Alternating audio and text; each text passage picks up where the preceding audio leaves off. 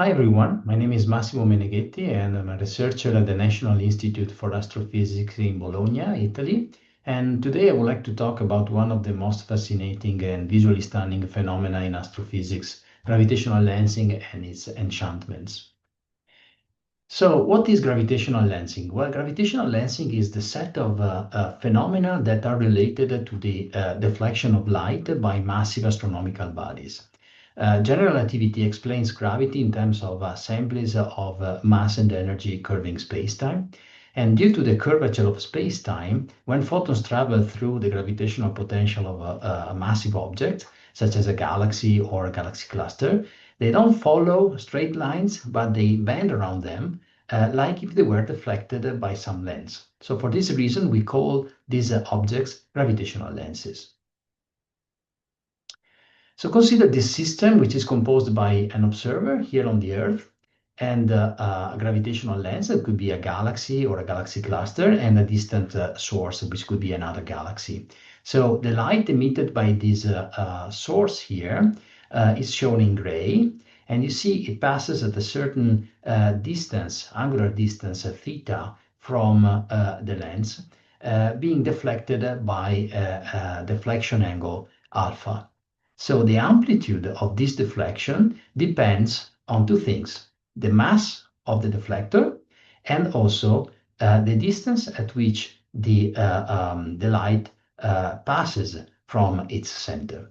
For example, if we can describe this mass here as a circular mass distribution, well, its deflection angle at this position would be given by this equation here that shows that the deflection angle alpha is proportional to the mass enclosed within the distance theta, and it's also inversely proportional to the distance at which the light passes from the lens center.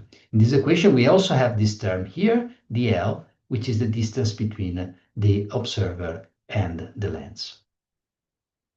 Note that the observer would see the source subtending an angle beta in the sky, which is in the absence of the lens, which is different from the angle from which he receives the light after this has been deflected by the lens. So we call this position, angular position beta in the sky, the so-called intrinsic source position, and we call the position at which we see the images of that source the apparent source position or image position.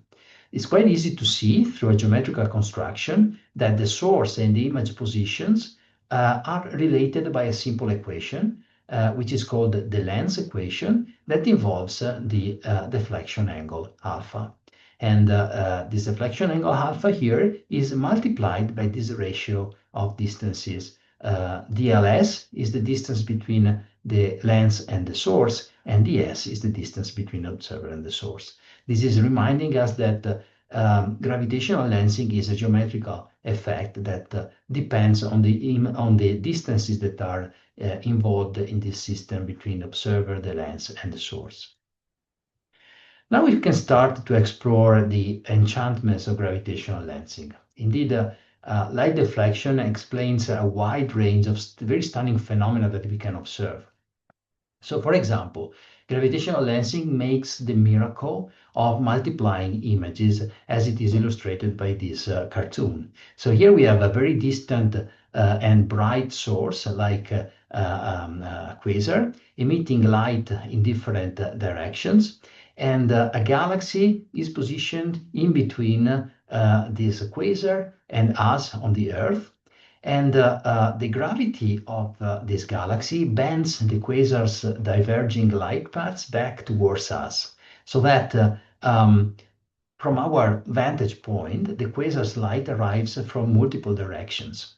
And in this particular case, we see the light arriving from 4 different directions, and thus we see 4 distinct images of that quasar. As it is shown in this observation here on the left, here we have a distant galaxy lensing a background quasar and producing 4 distinct images of this quasar. What we see here is determined primarily by how the matter is distributed in this lens and by the sort of alignment that exists between the galaxy, the lensing galaxy, and the background quasar. Changing these two ingredients, well, we'll see something different. Like in this case here, we have another galaxy lensing a background quasar, but in this case, you can see it produces just two images of that quasar. We now move to the next enchantment. So when we look at a gravitational lens, it's like we are staring at a sort of enchanted mirror where the reality is deformed and perhaps appears also more fascinating. So consider the image here on the left. It shows a grid of circular galaxies. Of course, galaxies in nature are not circular and are not gridded, but this is just an example.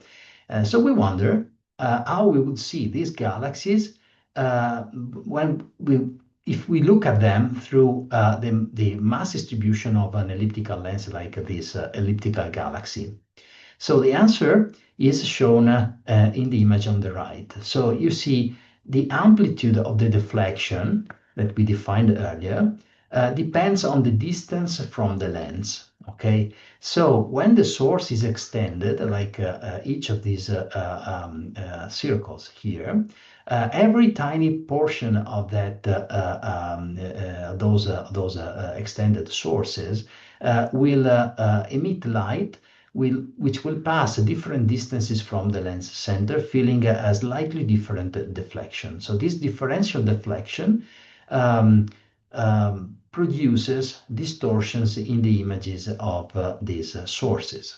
So if you consider sources that are well aligned with the lens, so close to this region of the diagram, well, these sources will feel very, very strong distortions, and not only will appear multiple times, as we have seen earlier, but will also appear as very elongated arcs, either oriented tangentially to the mass distribution or radially oriented around these yellow lines that are called the critical lines of the lens. So this is the regime that we usually refer to as a strong gravitational lensing. If we move away from the center of the lenses, we consider the galaxies that are not well aligned with the mass distribution of the lens. Well, in this case, the distortion will be weaker. And indeed, this particular regime is called weak lensing. And you see the images of these circular sources appear as a sort of elliptical shaped galaxies that are typically aligned around the mass distribution of the lens. If you want to give a look at what you can observe, how you can observe these kind of effects in nature, actually give a look at this beautiful image of the galaxy cluster Abell S1063, as it has been recently observed with the James Webb Space Telescope. So this is a cluster that contains hundreds of galaxies. Galaxy clusters are the most powerful gravitational lenses in the universe because they are the largest cosmic structures you can observe in the sky. And the galaxies that belong to this cluster are typically colored in gray, while all these red features that you see highly distorted around the center of the cluster are all galaxies in the background of this cosmic lens that are distorted and multiply imaged by means of gravitational lensing. Okay, so an important thing to note is that although they are distorted, these arcs have extensions in the sky that are much bigger than the typical size of galaxies that could be as big as this red dot here in the absence of the lens. So this is telling us that the galaxy cluster is acting as a sort of magnifying glass, enabling us to see galaxies that otherwise would be too far and too faint to be seen without the aid of this cosmic telescope. So for some of these galaxies, Their light was emitted when the universe was only a few hundred thousands years old, which basically is telling us that we are actually seeing another enchantment of gravitational lensing. So we are seeing gravitational lensing enabling us to zoom into the past to observe how galaxies were when the universe was younger. Even more fascinating is that gravitational lensing allows us to illuminate the dark components of the universe. So the weak and strong distortion that we observe in the images of distant galaxies can be used to reconstruct the mass distribution responsible for the deflection of the light.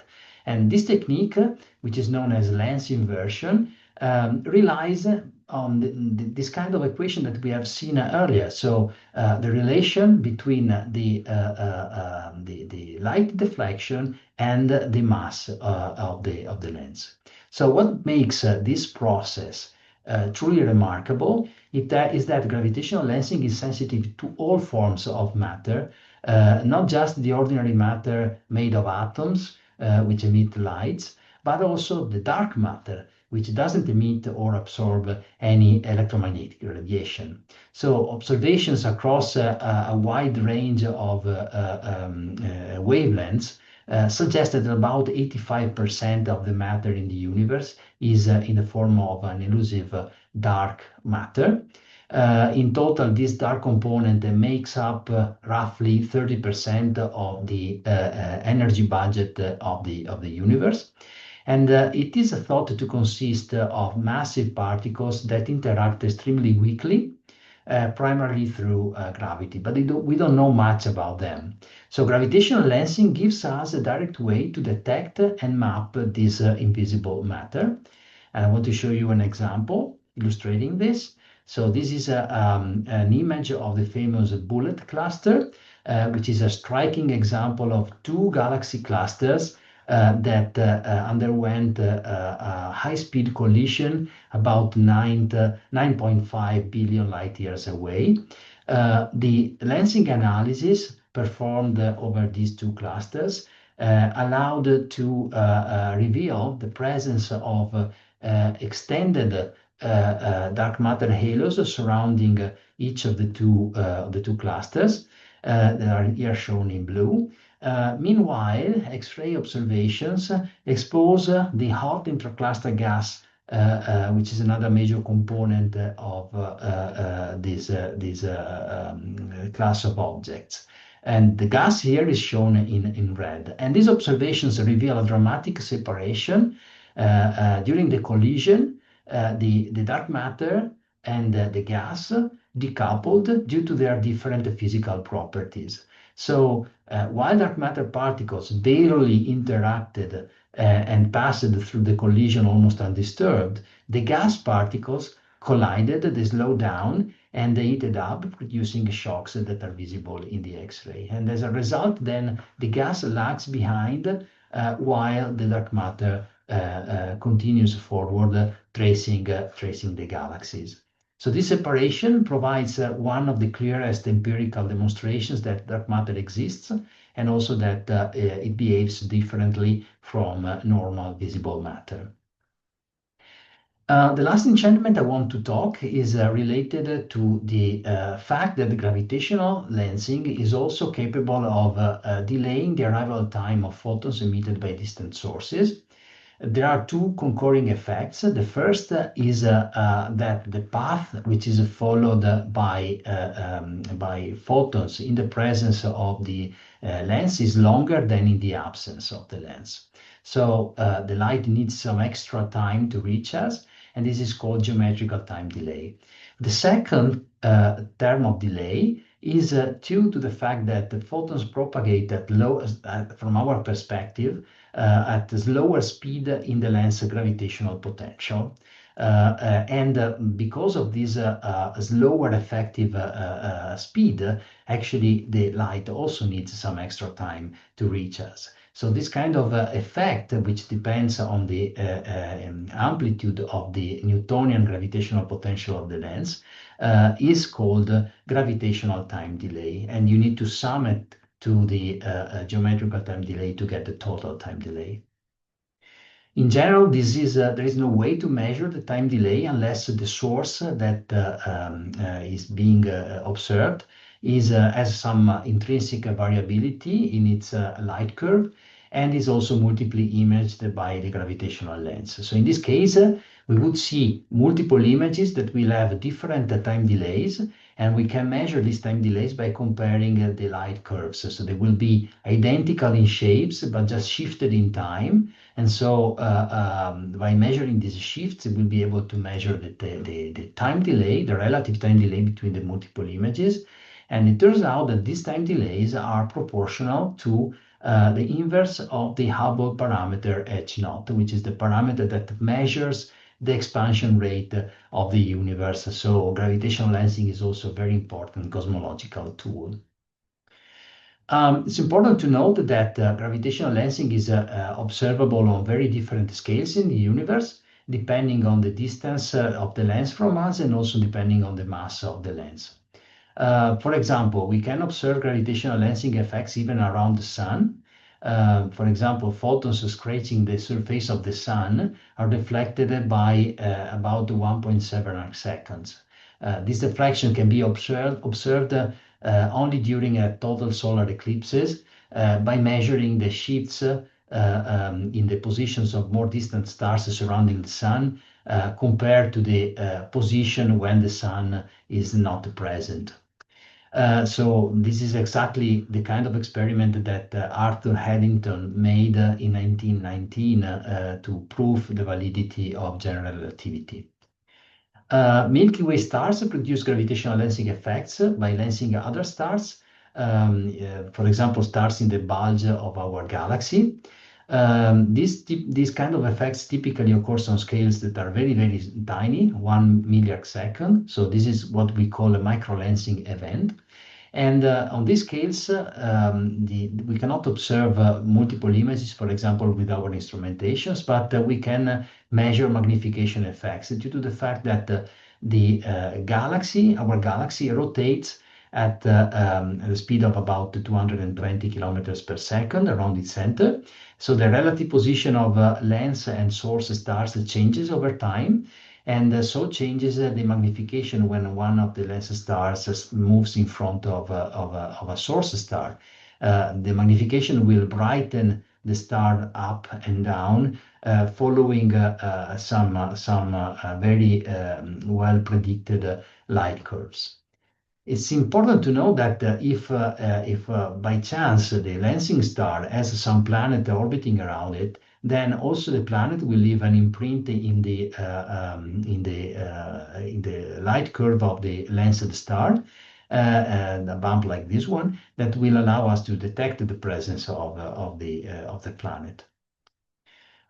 We talked extensively about the strong lensing effects involving multiple images, large distortions around galaxies and galaxy clusters. So these kind of effects occur typically on scales that go vary between a few arc seconds and arc minutes. In the case of weak lensing by galaxy clusters, these effects and weak lensing effects can be detectable up to degree scales. And I want also to remind you that the universe, the large-scale structure of the universe as a whole, is a big gravitational lens, just very diluted, that produces very tiny effects that can only be revealed statistically by correlating the shapes of galaxies or the distortions in the first light coming from the early universe. The cosmic microwave background over scales of thousands of degrees. So to conclude, I would like to propose some didactical experiences that you may have with your students. So the first consists in replicating gravitational lensing effects in-house. So we can use the fact that the gravitational lensing can be treated as a refraction phenomenon. As we noticed earlier, in the presence of a gravitational lens, the effective speed of light is smaller than in the absence of the lens. So we can define a refractive index also for a gravitational lens, and we can mimic the gravitational lensing effects using optical lenses. So we only need for this a lens with the right shape It turns out that the bottom of a wine glass makes a very good job for this task. Even better, you could buy a plexiglass lens with this shape, which is maybe less dangerous than using a glass. And then once you have this kind of lens, you can try to use it in front of some luminous source to produce some effects like those that are visible in these examples. And then you can try to compare these kind of effects to what you see around gravitational lenses, like some galaxies. And if I go back and forth, you can notice that you can do a very good job in trying to replicate the lensing effects by moving these lenses, orienting these lenses in different ways in front of the source. If you are more sophisticated, if you like robotics, 3D printing, etc., you may try to replicate the gravitational lensing lab, which has been built at the University of Ferrara and also at several observatories from my institute.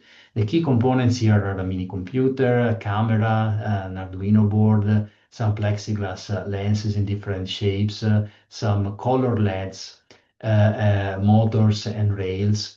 And you can assemble a device like the one that is shown in this video, which allows you to move the lens close or far from the LEDs on this screen. You can rotate the lens around the vertical axis.